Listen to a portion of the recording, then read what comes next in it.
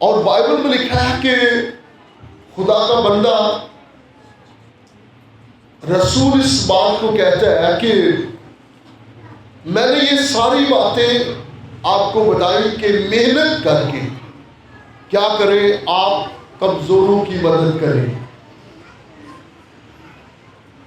जब आप ज़बूर 128 पढ़ते हैं तो वहां पर लिखा है, मुबारक है वो जो खुदा से डरता और उसकी राहों पर वो सादतमंद है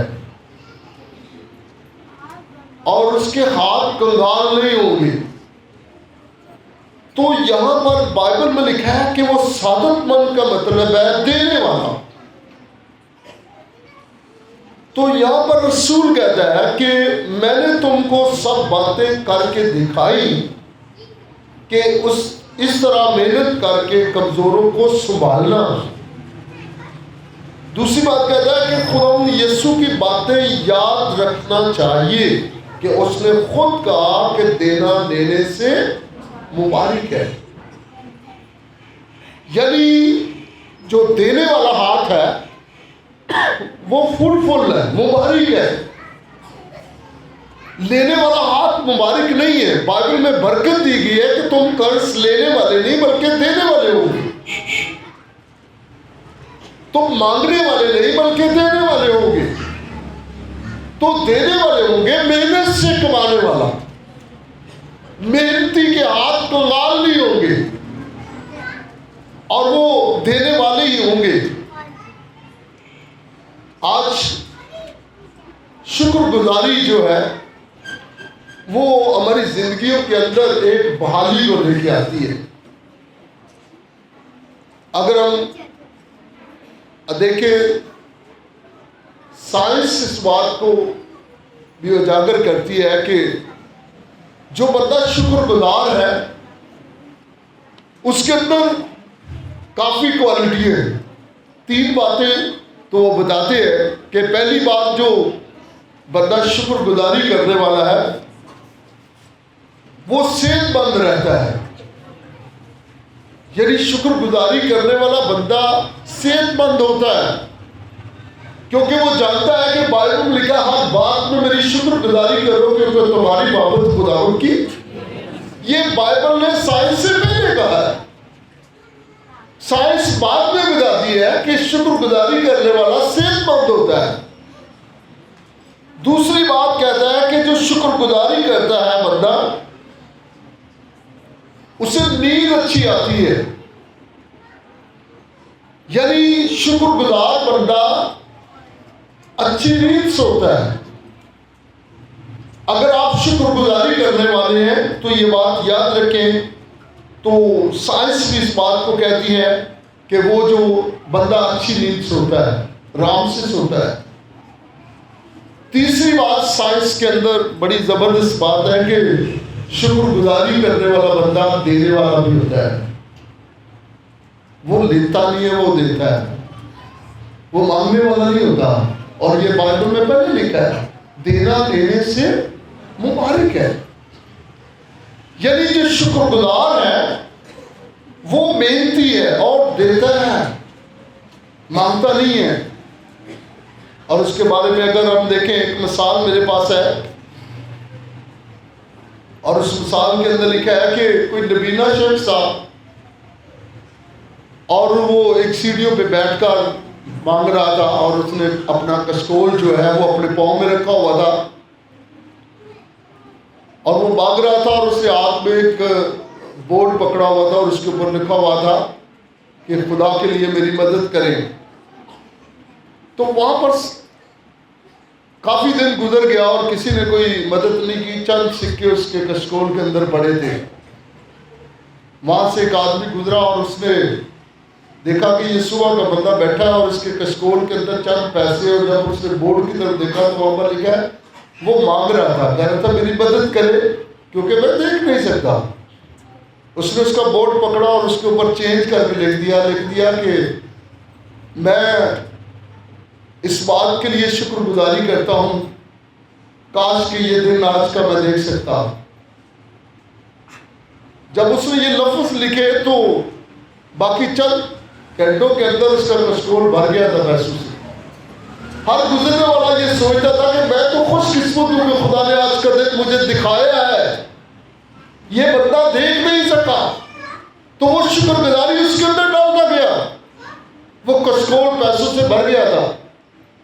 यानी जब आप शुक्रगुजारी करते हैं खुदा की तो फिर बरकतें आती हैं, खुशहाली आती है।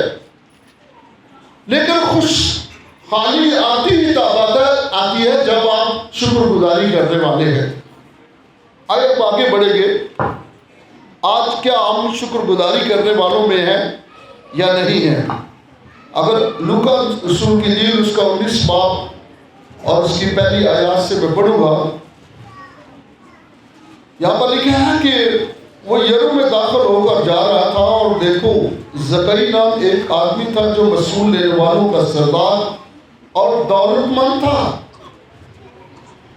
वो यीशु को देखने की कोशिश करता था कि कौन सा है, लेकिन भीड़ के सबब से देख ना सकता था, इसलिए कि उसका काल छोटा था। बस उसे देखने के लिए आगे दौड़कर एक कूलर के पेड़ पर चढ़ गया, क्योंकि वो उसी रात से जाने को था।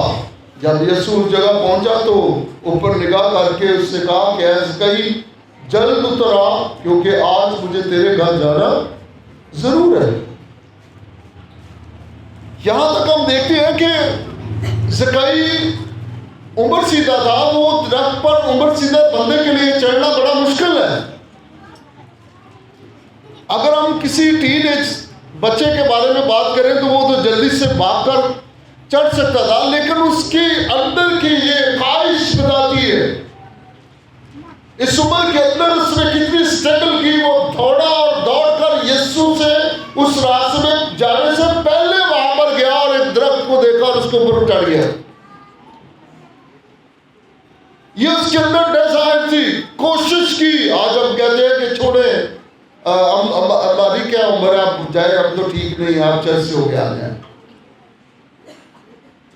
हम कोशिश नहीं करते, अपने आप को कमजोर समझ रहे हैं, हालांकि खुदा ने हमें मजबूत बनाया है, शुक्रगुजारी के लिए बुलाया कि हर बात में इसकी शुक्रगुजारी करोगे तो तुम्हारी मोहब्बत खुदावंद की।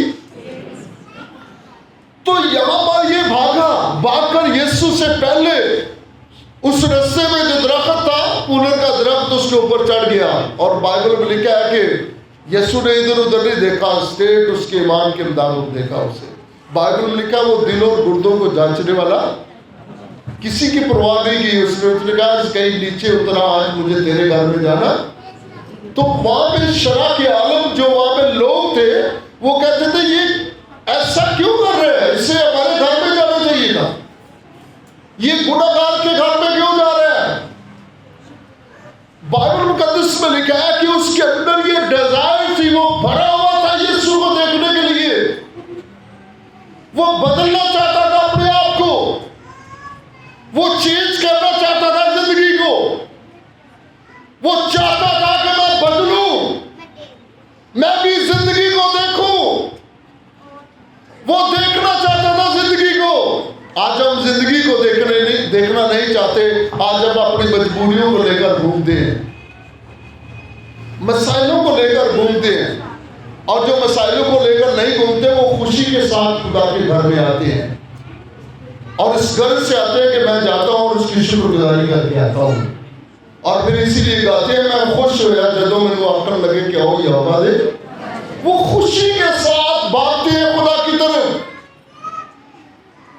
वो दौड़ते हैं इस गर्ज से कि वो खुदा है जो जिंदगी देने वाला है। लाचारी की तरह नहीं जाते, खुशी के साथ लिखा वो दौड़ा, यीशु से पहले वहां जाकर दरख्त पर चढ़ गया कि मैं जिंदगी के मालिक को देखना चाहता हूं। तो वो जिंदगी का मालिक कोई अपने मतलब के लिए नहीं है, वो भी ढूंढता है कौन मुझे मिलना चाहता है। उसने कहा गई नीचे उतरा, मुझे आज तेरे घर में जाना। जब जिंदगी के अंदर बदलाव आता है तो शुक्रगुजारियां शुरू हो जाती हैं।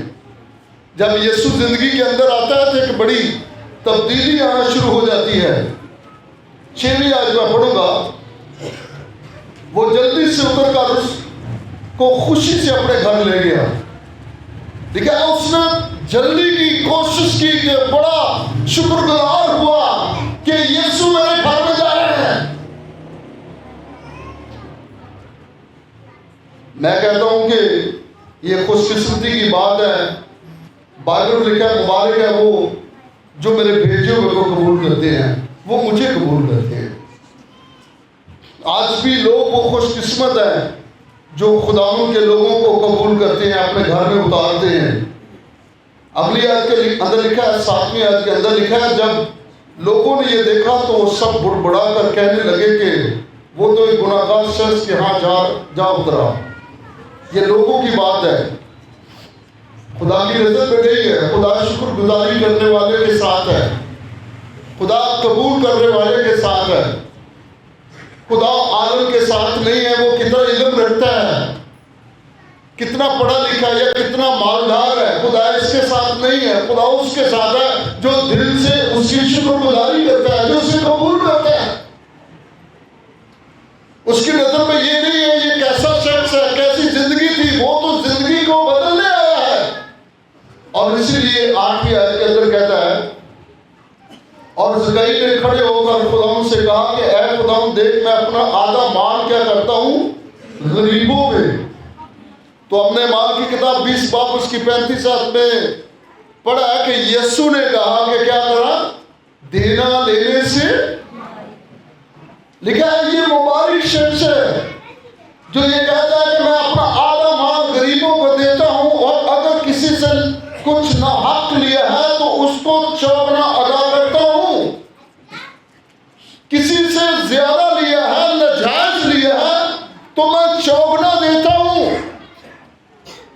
तो यीशु ने उसे कहा, 9वीं आयत के अंदर लिखा है, यीशु ने उससे कहा कि आज इस घर में क्या आ गई है, इसलिए कि ये भी इब्राहिम का बेटा है, क्योंकि इब्ने आदम खोए को ढूंढने और नजात देने आया है।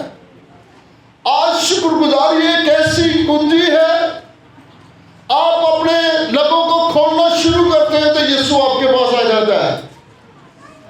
कहना शुरू करें, आप यीशु से गिले करना शुरू करें तो आपकी सुनी नहीं जाएगी।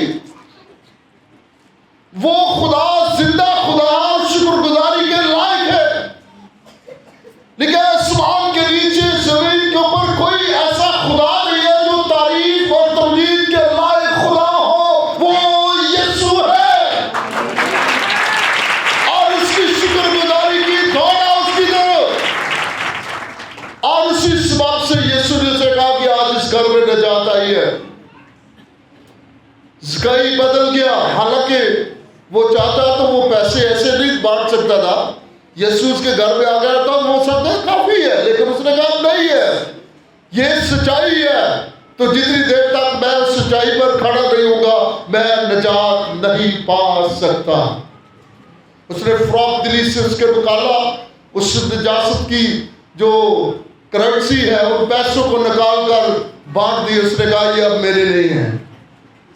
और बाइबल में लिखा है जो थोड़े में ध्यानदार है वो ज्यादा का क्या बनेगा। अब शुक्रगुजारी के साथ फ्रॉक दिली। आसर की किताब में अगर देखते हैं तो आसर को खुदा ने महल के अंदर पहुंचाया था। वो एक गरीब बच्ची थी, लेकिन चुनाव खुदा की मर्जी के मुताबिक वो महल के अंदर एक मलका बन के रहने शुरू हो गई थी। इस वक्त के लिए कि जब वो जरूरत पड़ेगी तो ये ईमानदार बच्ची अपने लोगों के लिए अपने आप को पेश करेगी, एक शुक्रगुजारी के तौर पर इनकी शफायत करेगी। तो आज यहाँ पर बाइबल में लिखा है कि आसिर ने फराक दिली के ये नहीं कहा मैं तो स्कूल से हूं, लोग मरते हैं तो मर जाए, लोग जिस हालत में भी हैं वो रहे। यहाँ पर उसके चाचू ने एक ही बात कही, उसने कहा कि ये मत कभी भूलना कि ये जगह जो आज आपके पास है ये आप अपनी लियाकत से आई है, ये खुदा की मर्जी के बराबर है।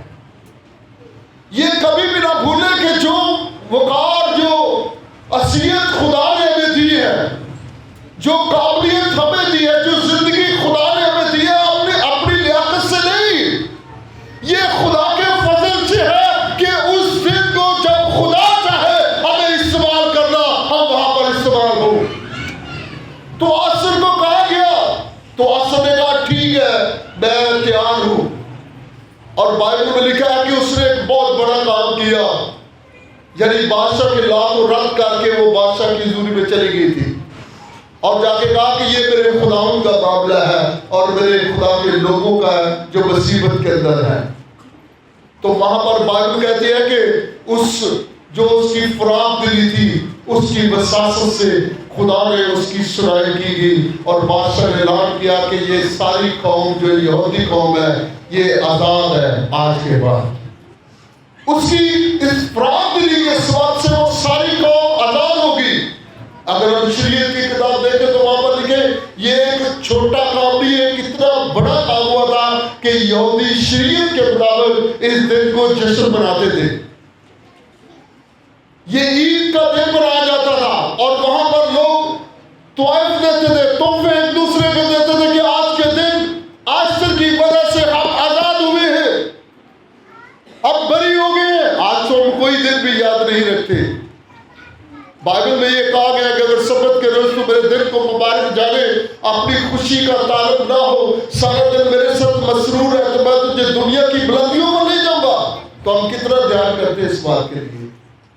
लिखा आगे खुदा के मुंह की ये इरशाद है, कितनी हम सर्विस करते हैं। लिखा यहूदियों को जब पता चला कि आज के दिन मक्का आसर की वजह से हमारी जो कौम है यहूदी को आजाद हुई है, और शरीयत में लिखा है कि वो उस दिन को मनाते थे, जश्न मनाते थे, ईद मनाते थे, उस दिन आजादी की ईद।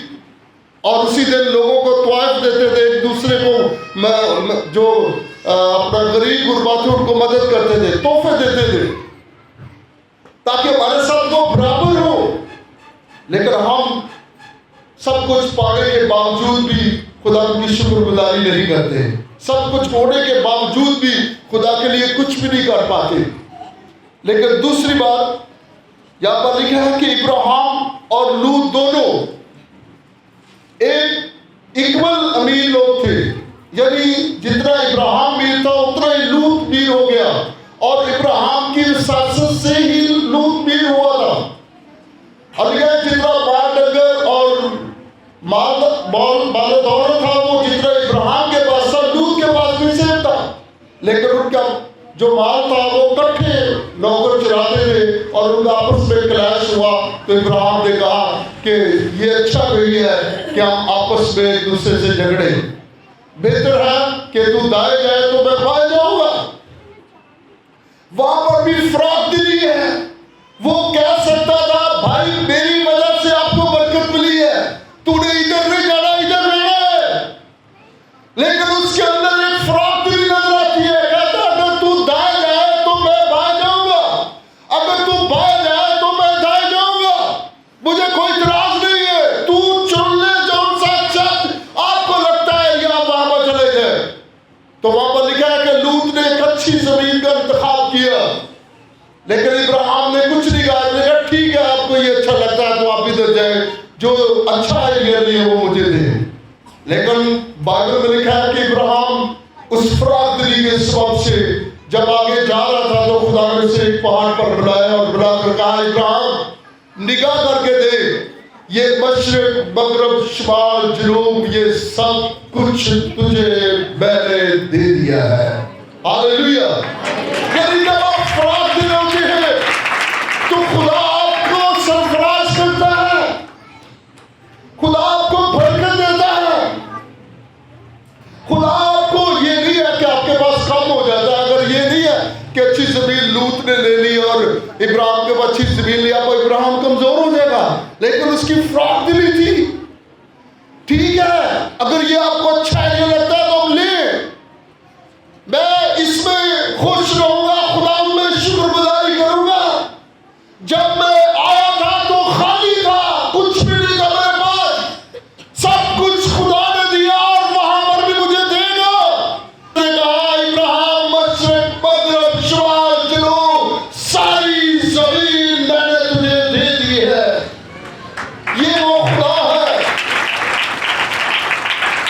दूसरी बात बाइबल के अंदर लिखा है, तीसरी, यूसुफ के बारे में कितना बड़ा फराबदिल इंसान, लिखा है उसके ऊपर जुल्म पर जुल्म हुआ, एवं यहां तक कि उनके भाइयों ने उससे मारने तक चले गए। एक जानवर को ज़िबा करके उसके कपड़ों को खून लगाकर बाप को कहा कि उसे दरिंदा खा गया ताकि उसका नाम मिट जाए।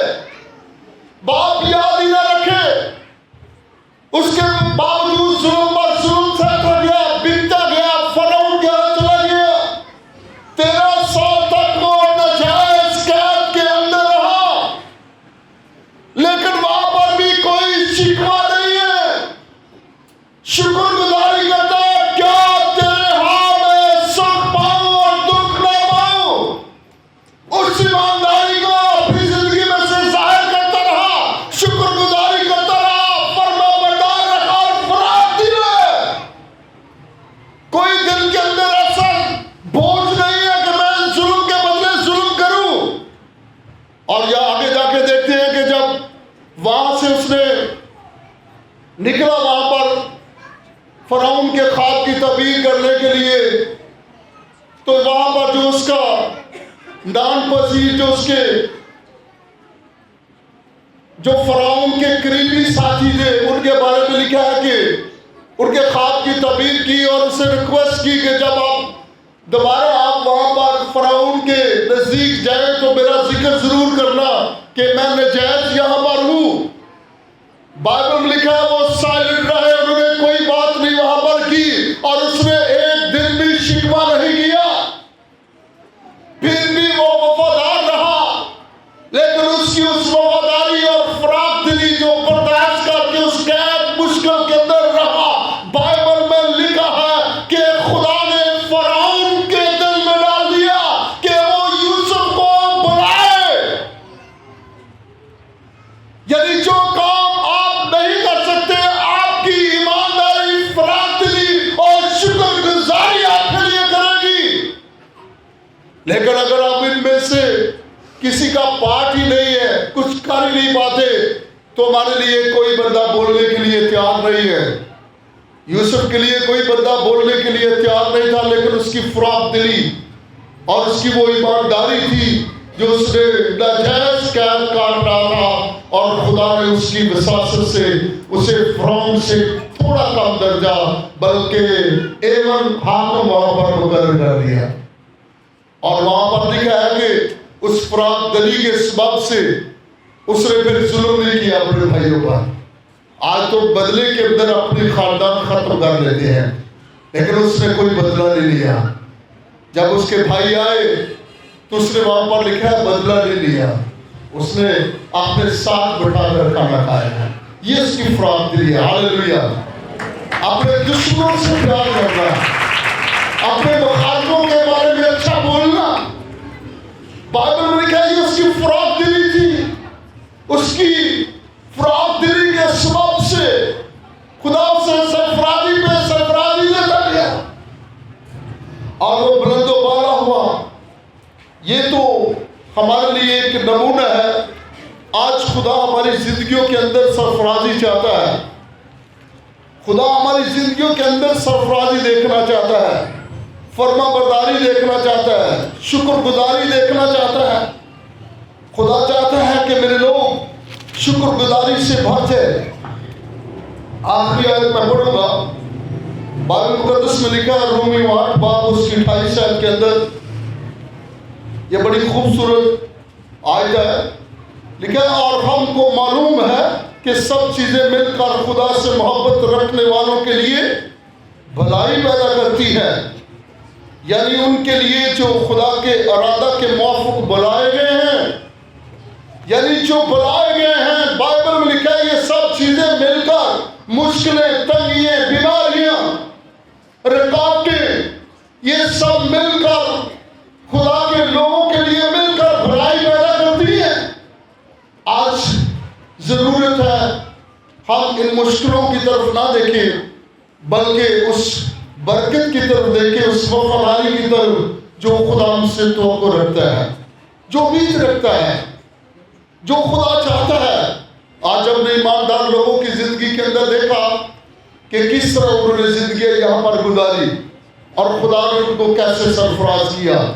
आज वो हमसे उम्मीद रखता है कि हम ना सिर्फ लेने वाले हों बल्कि देने वाले हों। हम मुबारक कराए जाए, बायसे बरकत हो और ग्रोथ करे।